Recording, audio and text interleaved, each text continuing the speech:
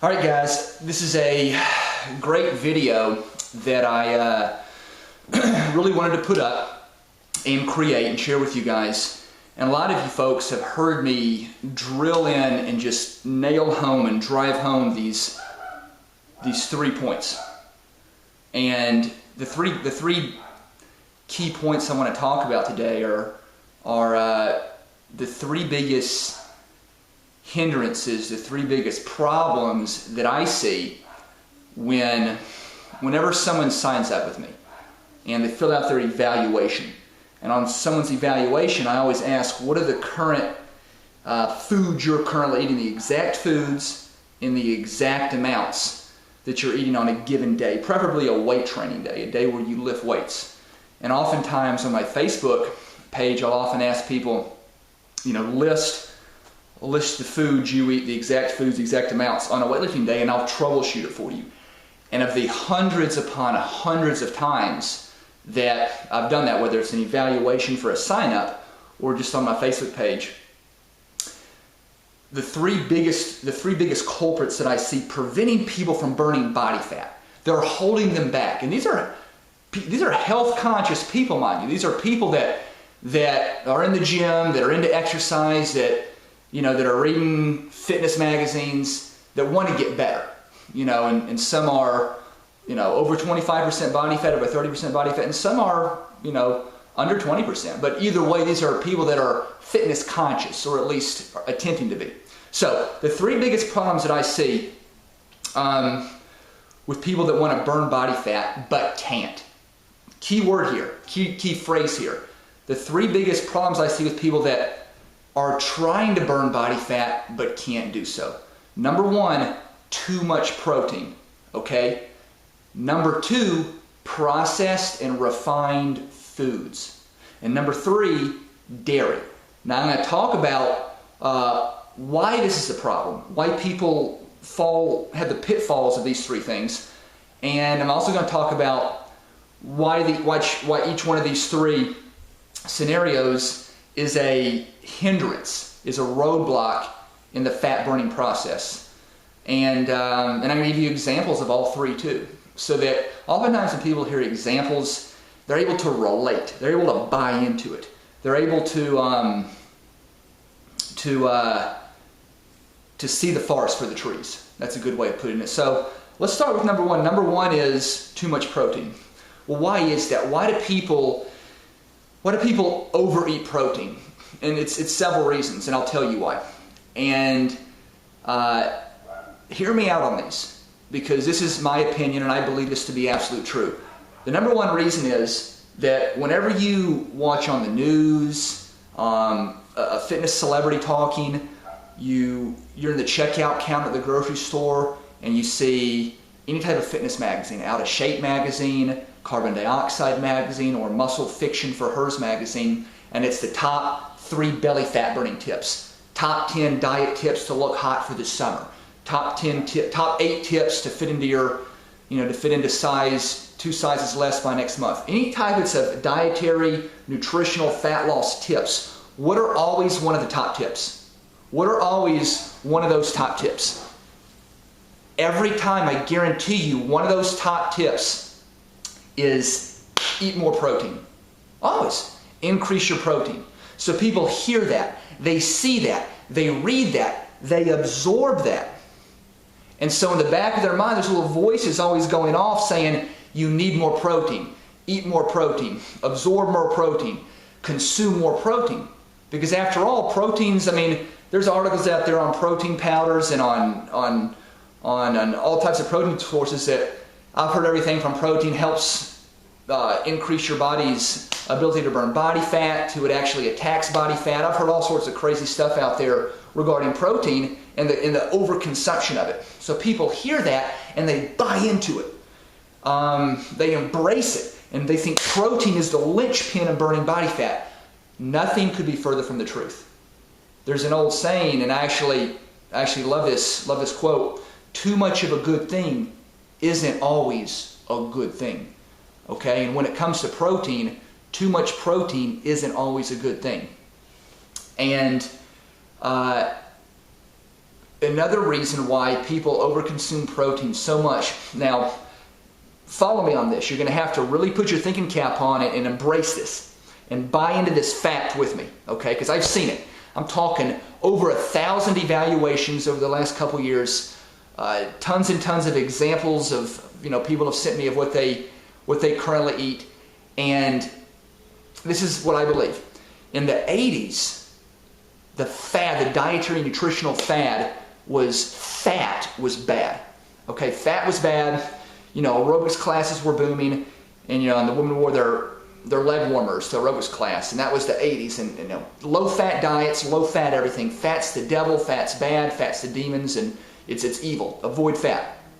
Okay, then the 90s rolled around, and the new bad kid on the block was the carbohydrates. The Atkins diet, the South Beach diet, the low-carb diet, and they go on and on. So fat was much maligned in the 80s. Carbs was much maligned in the 90s. And in today's day and age, we're in 2012 now, and all through the 90s, carbs are still maligned for the most part, but probably not as bad as they were 10 or 15 years ago.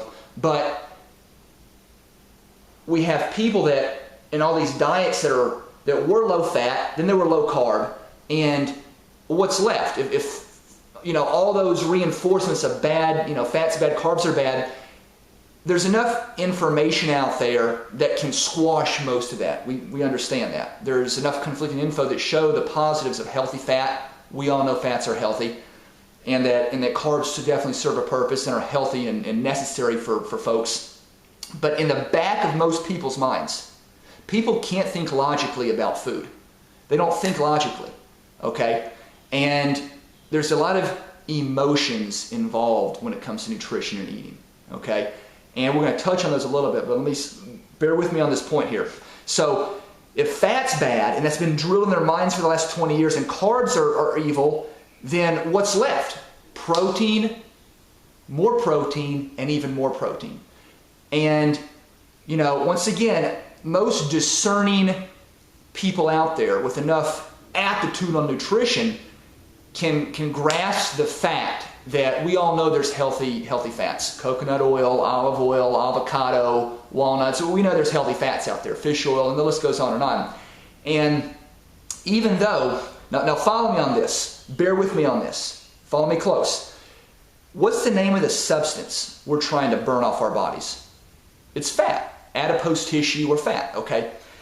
Now, when you eat a healthy fat, avocado, olive oil, fish oil, whatever the case may be, that's a macronutrient, okay? When you eat dietary fat, in that circumstance, it's simply a macronutrient. But follow me now, when the name of the substance that you're trying to burn off your body shares the same name as the macronutrient that you're trying to eat, there's a conflict in your mind.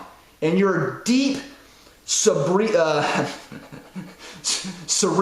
cortex of your mind, there's a conflict going on. You can laugh all you want, but for some folks that aren't secure and at home with their eating, at home with their body image, that's a conflict. Believe it. You better believe it. They're trying to eat a substance that's healthy, the right kinds of fat, that shares the same name as the substance they're trying to burn off their body. It clashes. It clashes, and it's a battle in their mind, in the back of their mind. That is the truth.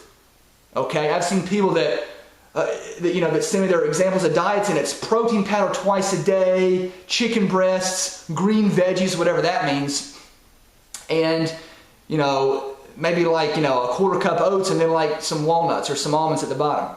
There's just next to no fats in there, and they load up on protein. So those are two really big reasons, that I've just talked about that are huge. Why people, or three reasons why people, the media pushes tons and tons of protein, people are scared of fat and carbs. And those are big reasons to, you better believe it. Let's move on. The second reason is processed and refined foods. That's a huge pitfall that I see with people. It kills them. Well, what are processed and refined foods? Give me some examples of processed and refined foods. I'll tell you the three biggest examples I can give you is Greek yogurt, Ezekiel bread, or whole grain bread, specifically Ezekiel bread. And thirdly would be like whole wheat or whole grain tortilla wraps, or wraps, and or sometimes pita bread. So it's stuff like that that might be lower calorie, but at the end of the day is not going to help you, and is going to be a pitfall in your fat loss journey. When I get someone that thinks they're eating healthy that just can't burn body fat, whether it's 30% person or a 21% body fat person, it's loaded full of processed and refined foods. Why is that a problem? Why is that bad? You're asking, well, why can't I have Ezekiel bread a couple days a week, or Greek yogurt once a day, or my tortilla wrap, why can't I have those things? And I'll tell you why. Now pay close attention, because this is one of the two biggest reasons that has made my eating pattern so profoundly effective. And I'll tell you, and eating refined and processed foods nullifies, it almost expunges the effectiveness of my eating patterns. Here's why. When you eat food, a lot of times when people sign up with me, and they're not used to eating 5 or usually 6 meals a day. And when you eat that much, and you eat the right foods and the right amounts at each meal, they eat a higher volume of food. And the people usually report, almost always they report, I'm starving 2 hours later. I've never eaten so much food, I've been hungry an hour and a half or 2 hours later. And the reason why is we've taken out their processed refined food and replaced it with cruciferous, fibrous, high volume foods. And what happens is, when you do that with the right balance of protein, carbs, and fats, and when you do that, it spikes your metabolism. Here we go. Watch this now. When you eat processed or refined foods, your digestive system doesn't have to work as hard, because the foods, the refinement process, or the process, when you're eating the food already in that refined state, the digestion is already most of the part done. Your body doesn't have to work as hard to digest it. When you eat a whole piece of food, a whole portion of food that's in its natural unrefined state, your digestive system, esophagus, stomach, intestines, have to work harder. There is a higher and greater energy expenditure to digest that food. And in that higher, greater expenditure, what happens is it fires up your metabolic rate. Here's the key. People have no clue the profound impact that digestion has. You have no idea the unbelievable impact that digestion has on your metabolic rate. That's why I just laugh so hard at these folks, the calories in versus calories out people. It's just trading calories. It's all calories in versus calories out. You couldn't be further from the truth. You couldn't be further from the truth, homeboy. This blows that out of the water. That's why on my programs you can eat more calories from the right foods and still burn fat. And it literally perplexes and confuses the one-dimensional thinkers out there. They can't see the full spectrum that awaits them when they utilize and recruit and tap in to the metabolic payload of digestion. We want your digestive system to work its ass off. We want it to just grind and burn and sizzle up the metabolic rate. Okay? That's why whole natural foods are king. What are whole natural foods? Whole organic brown eggs, apples, grapefruit, raw spinach leaves, potatoes, red potatoes, sweet potatoes, brown rice, old-fashioned oatmeal, quinoa, beans, fish. Now, there are two processed refined foods that are okay in a small amount. Protein powder, that's a processed refined food or a supplement. It's no longer in its whole natural state. And canned or pouched tuna. Frozen fish would not be, or a fresh fillet of fish would not be a processed refined food, but canned tuna or even canned salmon would be. That's okay. We can plug those in here and there. The worst combination you see of the first, we've only gone over two so far, too much protein and processed refined foods. So the worst, the deadly combo, the deadly duo is tons and tons of protein powders. Now, I do recommend some protein powders, just a little bit. Just a little bit. Let me make a key point. Whole natural food should be the cornerstone and foundation of your diet, of your eating pattern. But we do allow a little bit of protein powder because it can be leveraged to actually to be beneficial. So now here's why. Protein powder is a processed refined food, okay? And protein powder you mix with water and you drink it. When you drink a liquid, it's not digested. It's absorbed. So even though you're getting the number of calories it is, you're missing out on the metabolic payload that digestion brings to the table because it's not digested, or it's not digested, it's absorbed. So these knuckleheads that eat like a protein shake for breakfast and then a protein shake for lunch and nibble on some grapes and tuna and then green veggies and chicken for dinner, they're missing out on so much it's not even funny. That's why a huge pernicious lie is that you can take these, I'm not going to list any specific brand names, but you know what I'm talking about, these supplement companies that want you to buy into taking their shakes like 2 or 3 or even 4 meals a day. You're destroying, you're suppressing, you're depleting the metabolic payload that's delivered through digestion. Yeah, you're eating fewer calories, and you can even get the nutrients in, but you've absolutely smothered the metabolic stimulation that comes from digestion. You're missing out on that. Never take the bait. Never take the bait on any program or diet pattern that says you have to take shakes 2 or 3 or 4 times a day. That's absurd. That's ludicrous. Don't buy into it. And the third one, the third biggest pitfall is dairy. Okay, why is dairy bad? Why is dairy why is dairy bad? Dairy is a problem because dairy contains lactose, and lactose is a very lousy carbohydrate that's basically a form of sugar.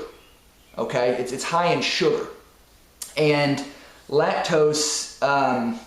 There's far better carbohydrates that can leverage as a fuel source for your body when fat burning is your number one goal. Lactose is just not, it's not very effective. And also dairy is, it's processed and refined. It's not a whole natural food that your body can, that's going to stimulate the digestion process. One food that, and I get this so much, that women just love. I mean, there's this compelling need for some women that I've had women just be so passionate in their fight to promote cottage cheese. And some, they just, I don't know if it's the creamy, cool texture on their tongue or whatever it is, but they just love it. And, with that, when you eat cottage cheese, it's not going to nearly stimulate the profound effect of digestion that eating like a small fillet of fish with some cauliflower and broccoli, or diced up peppers and tomatoes would, with some healthy fat. So